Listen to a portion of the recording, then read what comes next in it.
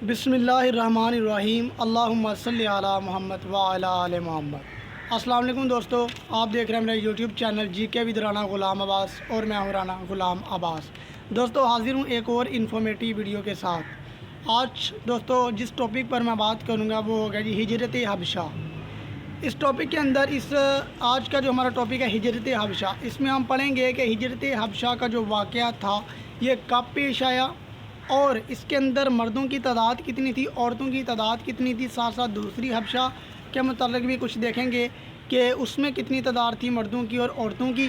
साथ साथ हम ये भी देखेंगे कि ये हज़रत जाफ़र बिन तैयार ने जो है वो नजाशी के दरबार के अंदर जो उस वक़्त का हबशा का जो बादशाह वक्त था कौन सी सूरत की तलावत की और किस तरह जो नजाशी है वो इस्लाम कबूल कर गया।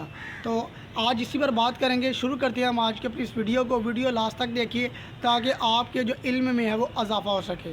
तो शुरू करते हैं। आज का पहला सवाल ये है कि हबशा का मौजूदा नाम क्या है। सबसे पहले तो हमें ये पता होना चाहिए कि हबशा जो है इसका आपका जो प्रेजेंट उसका जो नाम है, मौजूदा नाम है वो क्या है। तो उसका जो मौजूदा नाम है वो है एथोपिया। नेक्स्ट क्वेश्चन है हिजरत हबशा का वाक़या कब पेश आया। तो इसका जो वाक़या था वो रजब 5 नबी को पेश आया था। उसके बाद क्वेश्चन है पहली हिजरत हबशा में कितने मर्द शामिल थे, मर्दों की तादाद कितनी थी। तो पहली हिजरत हबशा के अंदर जो मर्दों की तादाद थी वो थी 11 मर्द थे। नेक्स्ट है हिजरत हबशा के अंदर जो थी वो ख़वातीन की तादाद कितनी थी। तो वो थी 4, यानी कि पहली हिजरत हबशा के अंदर 11 मर्द और 4 औरतें थी।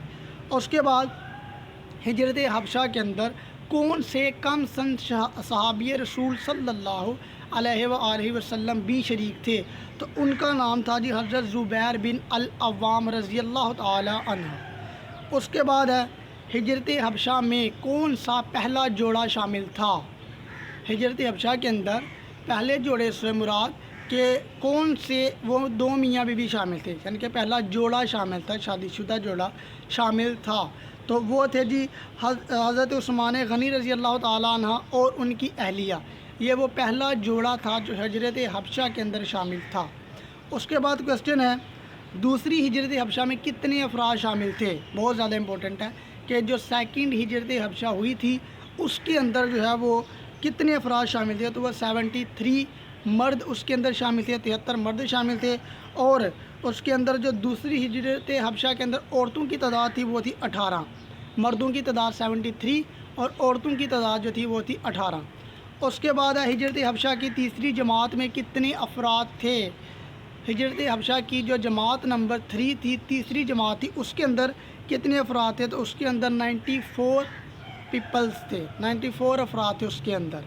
उसके बाद क्वेश्चन है तीसरी हिजरत हबशा में कितनी ख़वातीन थीं। तो जैसा कि दूसरी हिजरत हबशा में 18 ख़वातीन थी, इसी तरह तीसरी हिजरत हबशा के अंदर भी 18 ही ख़वातीन थी। अच्छा, उसके बाद है हिजरत हबशा के वक़्त जो हबशा का बादशाह था उसका क्या नाम था। तो उसका नाम था जी नजाशी। नजाशी उस वक्त का हुक्मरान था जब मुसलमानों ने जो है वो हिजरत हबशा की। तो नजाशी जो था वो उस वक्त का बादशाह था। उसके बाद है कि नजाशी का असल नाम क्या था। बहुत ही ज़्यादा इम्पोर्टेंट, ये अपने जो है वो रियल नाम के बजाय जो इसका बादशाही नाम है नजाशी, इस नाम से ज़्यादा मशहूर है। लेकिन इनका जो असल नाम था वो था जी असहम। असहम इनका जानवन नाम था। उसके बाद हज़रत हमज़ा रज़ी अल्लाह ताला अन्हा ने कब इस्लाम कबूल किया। बहुत ज़्यादा इम्पोर्टेंट है। हज़रत हमज़ा रज़ी अल्लाह ताला अन्हा ने इस्लाम कब कबूल किया। तो उन्होंने 7 नबवी 616 ईस्वी को जो है वो इस्लाम कबूल किया था। उसके बाद हज़रत उमर बिन ख़त्ताब रज़ी अल्लाह ताला अन्हा ने जो है वो कब इस्लाम कबूल किया। तो उन्होंने भी 7 नबवी 616 ईस्वी को ही इस्लाम कबूल किया था। उसके बाद क्वेश्चन है इनके इस्लाम कबूल करने से इस्लाम को फ़ायदा क्या हुआ। हज़रत हमज़ा रज़ी अल्लाह ताला अन्हा और हज़रत उमर बिन ख़त्ताब रज़ी अल्लाह ताला अन्हु के इस्लाम कबूल करने से जो मुसलमानों को है वो क्या फ़ायदा हासिल हुआ था। मुसलमानों को जो है वो मजहबी और सियासी फ़ायदा हासिल हुआ था। यानी कि मुसलमान पहले जो छुप छुप कर इबादतें करते थे और इनके इस्लाम कबूल करने की वजह से जो है वो सरेआम जो है वो एक खुले आम इबादत का, नमाज़ों का जो है वो सिलसिला शुरू हो चुका था। اس کے بعد کوشچن ہے جی مسلمانوں نے حبشہ میں جا کر زندگی کس طرح گزاری، مطلب حبشہ کے اندر رہتے ہوئے مسلمانوں کو کیسے حالات پیش آئے، انہوں نے جو زندگی تھی وہ اچھے طریقے سے گزاری یا ان پر جو ہے وہ مشکلات تھیں؟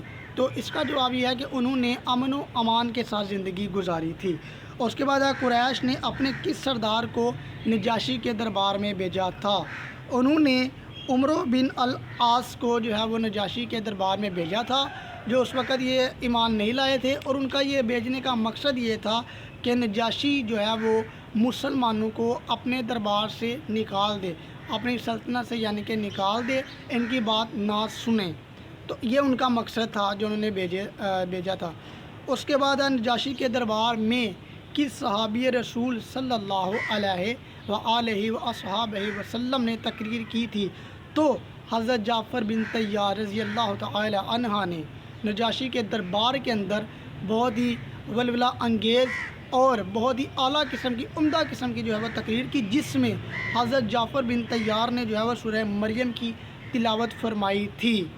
اور اس کے بعد جو نجاشی تھا، نجاشی مسلمان ہو گیا۔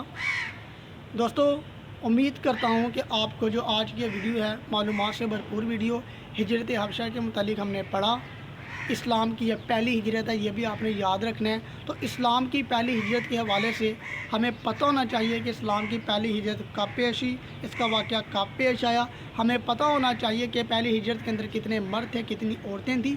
ہمیں پتہ ہونا چاہیے بحیثیت مسلمان کہ دوسری ہجرت حبشہ کے اندر مردوں کی تعداد کتنی تھی، عورتوں کی تعداد کتنی تھی۔ تیسری ہجرت حبشہ کے اندر مردوں کی تعداد کتنی تھی، عورتوں کی تعداد کتنی تھی۔ اور ہمیں یہ بھی معلوم ہونا چاہیے کہ حضرت حمزہ اور حضرت عمر بن الخطاب رضی اللہ تعالی عنہ نے جو ہے وہ کب اسلام قبول کیا، ان کے اسلام قبول کرنے سے اسلام کو کیا فائدہ ہوا۔ یہ بھی پتہ ہونا چاہیے کہ نجاشی کا اصل نام کیا تھا۔ یہ بھی پتہ ہونا چاہیے کہ نجاشی کے دربار کے اندر کس صحابی رسول رضی اللہ تعالی عنہ نے جو ہے وہ تقریر کی اور انہوں نے کون سی سورت کی تلاوت کی۔ میں نے آپ کو یہ تمام معلومات فراہم کی ہیں۔ انشاءاللہ تعالی امید کرتا ہوں کہ یہ معلومات آپ کے لیے بہت زیادہ فائدہ مند ثابت ہوں گی۔ دوستو اگر ویڈیو اچھی لگے تو چینل کو سبسکرائب کر لیجئے، لائک کیجئے، کومنٹ کیجئے، تاکہ آنے والی جو ہے وہ نیکسٹ معلومات سے بھرپور ویڈیوز آپ تک بر وقت پہنچتی رہے۔ تب تک کے لیے اجازت، انشاءاللہ